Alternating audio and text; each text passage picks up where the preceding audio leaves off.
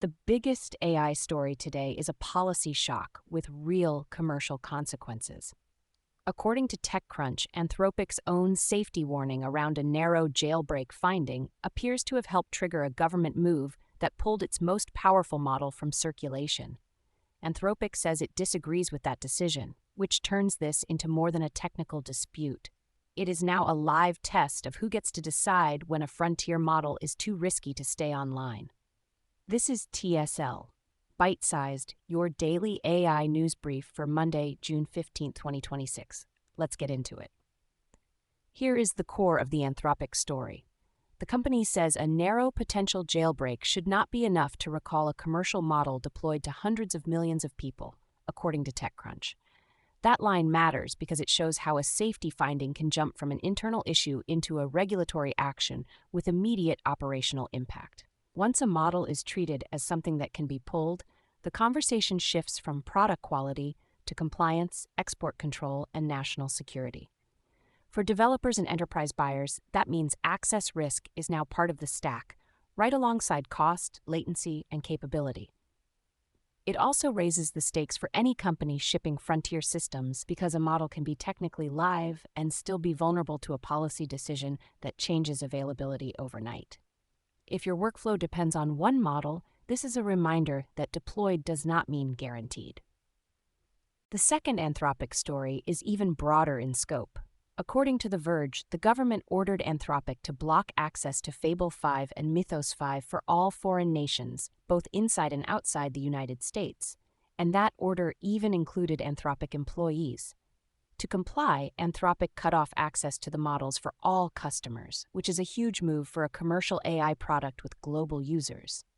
The practical effect is that a national security directive can now reshape who can use a frontier model, not just where it is hosted. For anyone building on top of these systems, the lesson is simple. Distribution risk is real, and it can show up suddenly. It also shows how frontier AI is increasingly sitting inside export control frameworks, not just app stores and APIs. Salesforce is making a major enterprise AI bet, and this one comes with a price tag. According to TechCrunch, the company is acquiring the AI customer service platform Fin for $3.6 billion, and Salesforce says it wants Fin's team and technology to strengthen Agentforce. Agentforce is Salesforce's existing platform for building custom AI agents that automate tasks, so this looks like a straight-up capability grab. The deal matters because customer service is one of the clearest places where AI can be measured in dollars, time saved, and ticket volume reduced. It also shows how the enterprise market is consolidating around platforms that can manage agents, workflows, and customer interactions in one place. For buyers, the signal is that the race is no longer just about chatbots. It is about which vendor can own the full automation layer. Meta is reportedly dealing with a very different kind of AI problem: deal fallout. According to TechCrunch, the company is starting to unwind its $2 billion Manus acquisition after Beijing ordered the deal reversed. That puts Meta in the middle of a geopolitical tug-of-war, where a major AI transaction can be altered after the fact by government pressure. The report suggests the company is now dismantling the deal rather than simply pausing it, which is a serious reminder that cross-border AI strategy is not just about valuation and integration. It also highlights how quickly a big acquisition can become a compliance and diplomacy issue. For listeners, the takeaway is that AI M&A is increasingly exposed to national policy, not just boardroom approval. KPMG had a rough reminder that AI still needs human verification. According to TechCrunch, the firm pulled a report on AI usage after apparent hallucinations undermined its credibility. That is awkward for any organization publishing analysis about AI, because the report itself became the example of the problem it was trying to describe. The bigger point is that AI-generated or AI-assisted research can fail in ways that are not obvious until after publication. For businesses, that means review processes matter just as much as the model being used. It is a small story on the surface, but it lands in a big way because trust is the whole game when AI is part of the research pipeline. Quick hit.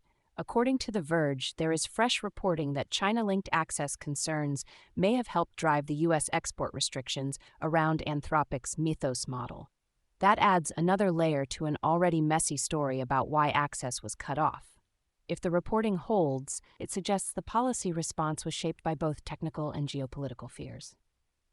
Before I let you go, keep an eye on whether Anthropic's access restrictions expand further or trigger follow-on rules for other frontier models. Also watch Salesforce's integration plan for Fin, because the real story there is how quickly Agentforce can absorb the acquisition and show up in customer deployments. Those two threads will tell us a lot about where AI policy and AI business are headed next. That is TSL, Byte Sized, for Monday, June 15th, 2026. Find the show on Spotify, Apple Podcasts, and wherever you get your podcasts. See you tomorrow.